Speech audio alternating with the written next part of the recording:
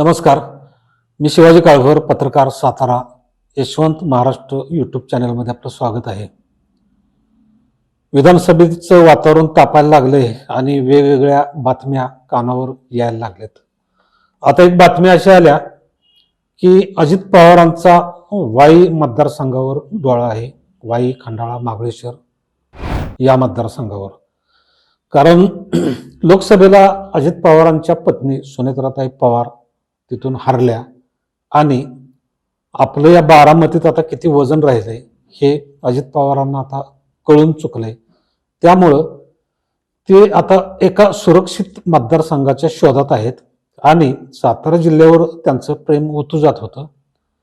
ही गोष्ट वेगळी की इथं सातारा जिल्ह्यात ते जे बालेकिल्ला म्हणतात तिथं त्यांचा एकच आमदार राहिला, तोही वाई मतदारसंघात मकरंद पाटील यांच्या रूपानं. आणि खासदारकीच्या बदल्यात ही जर आमदारकीची जागा घ्यायचं अजित पवारांनी ठरवलं असेल तर त्यांची खूप मोठी घोडचूक ठरण्याची शक्यता आहे. मुळात अजित पवारांच्या बद्दल आजकाल ज्या उलटसुलट बातम्या येत आहेत की त्यांना महायुतीतून बेदखल करण्याचे प्रयत्न सुरू आहेत, किंवा नितेश राणे जे हिंदुत्वाबद्दल वाक्य विधानं करतात, किंवा संजय गायकवाड जे शिंदे गटाचे महायुतीतले, ते राहुल गांधींची जीभ छाटण्याची भाषा करतात आणि या गोष्टी अजित पवारांना आवडत नाहीत असं म्हणतात. आणि त्याने ते निरोप दिल्लीला पाठवले की तुमच्या जिभेला लगाम घाला तुमच्या नेते मंडळींच्या. मुळात अजित पवार हे संधी साधू नेते आहेत. त्यांचा हिंदुत्वाचा किंवा पुरोगामित्वाचा कसलाही संबंध नाही. अजित पवारांचं राजकारण हे कायम खुर्चीभोवती, पैशाभोवती आणि अरेरावकी भोवती फिरत असतं.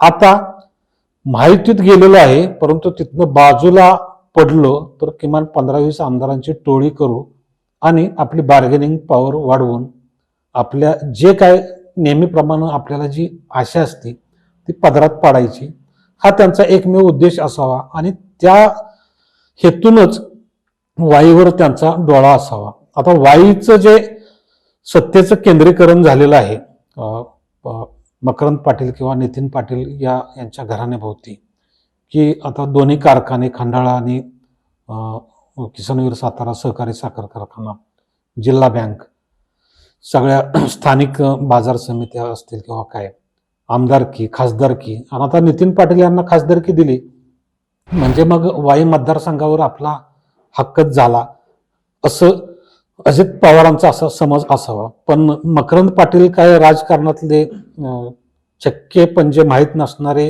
नेते आहेत असं त्यांनी समजू नये. मकरंद पाटील हुशार राजकारणी आहेत. आपला मतदारसंघ 5 वर्षासाठी भाड्यानं द्यायला ते तयार होणार नाहीत कुठल्याही किमतीत. आणि वाईच्या जनतेचं जे शरद पवारांवर प्रेम आहे, किंवा जे लोकसभेला दिसून आलं की लोकसभा निवडणुकीत उदयनराजेंना इथं मतं कमी पडली, शशिकांत शिंदेला जादा मतं पडली. त्यामुळं इथली जनता मकरंद पाटील यांना जशी मानते तशीच ती शरद पवारांनाही मानते. त्यामुळं तिथं शरद पवारांना मतं जादा मिळाली. आणि अजित पवार जर इथं निवडणूक लढवायचे म्हटलं तर मग पुरुषोत्तम जाधव जे शिंदे गटातून इच्छुक आहेत, किंवा मदन भोसले भाजपमधून इच्छुक आहेत, यांनी मग काही टाळ वाजवत बसायचं का? आणि उदयनराजे शांत बसतील का की ज्या मतदारसंघातून अजित पवारांनी खासदारकीचा शब्द देऊनही मला मतं कमी पडली आणि तरीही तुम्ही तुमचा शब्द पाळण्यासाठी खासदारकी नितीन पाटील यांना दिली, हे माझ्यासाठी तुम्ही काय केलं? एकतर मला मतं मिळाली नाहीत आणि तुम्ही वरून सत्कार केला त्यांचा खासदारकी देऊन, असं उदयनराजेंचा मनाचा ग्रह असू शकतो. त्यामुळं अजित पवार आले उद्या यदा कदाचित इथं आणि मकरंद पाटील यांनी परवानगी दिलीच तर इथली जनता अजित पवारांना निवडणुकीत उचलून आपटल्याशिवाय राहणार नाही असं माझं स्पष्ट मत आहे. आता दुसरी एक बातमी अशी कानावर येते की रामराजे ते अजित पवारांच्या बरोबरच आहेत, सगळ्यांना माहीत आहे महायुतीमध्ये, परंतु लोकसभेला ते महायुतीबरोबर नव्हते. आता रामराजे अजून दोन्ही डगरीवर हात ठेवून आहेत, किंवा पाय ठेवू नयेत. एक त्यांचा पाय अजित पवारांच्या राष्ट्रवादीत आहे, दुसरा शरद पवारांच्या. मग दोन्हीकडून फायदा उठवायचा. तर आता नितीन पाटील यांना खासदारकी दिल्या तर मला इकडून आमदारकी द्या, नाहीतर मी शरद पवारांच्याकडे जातो, असं ते असे अजित पवारांना धमकी देऊ शकतात.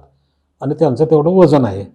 आणि समजा अजित पवारांनी इकडून काय बोलाघाल्या केल्या, त्यांनी निवडणूक लढवली नाही लढवली, किंवा मकरंद पाटील उभे राहिले नाही राहिले, रामराजेंचा जो खंडाळा तालुक्यात राबता आहे, वाई तालुक्यात हे काही कार्यकर्ते आहेत, आणि तिथं जर मदन भोसले किंवा पुरुषोत्तम जाधव, विराज शिंदे ही मंडळी हाताशी धरून शरद पवारांच्या राष्ट्रवादीतून जर ते उभे राहिले तर या निवडणुकीतली गणितं बदलू शकतात. आता शरद पवार या बाबतीत काय खेळ्या करतील तिकडं लक्ष दिलं पाहिजे. आता इथं पुरुषोत्तम जाधव पण इच्छुक आहेत, त्यांनी पण शरद पवारांच्याकडं मागणी करून प्रेशर आणायचं काम सुरू केलेलं आहे. विराज शिंदे काँग्रेसमधून आहेत, परंतु त्यांचे जास्त शरद पवार दखल घेतील असं वाटत नाही, त्यामुळं त्यांना स्वतंत्रच लढावं लागेल. नितीन सावंत जे लोणंदचे आहेत शरद पवारांच्या बाजूनं, ज्यांच्यावर कोरोना घोटाळ्यातील पेपरला बातमी आली की कोरोना घोटाळ्यातल्या आठवणी आहेत आमच्यात, आणि तुम्ही अचानक निवडणूक लढवायला आलाय वगैरे, आणि अचानक त्यांना निवडणूक लढवण्याचं डोळं लागण्याचं कारण काय, असे प्रश्न तेथील जनता विचारतात. त्यांचा तिथं संपर्क लोणंद भागात असला तरी वाई महाबळेश्वरमध्ये त्यांचं काही दिसून येत नाही.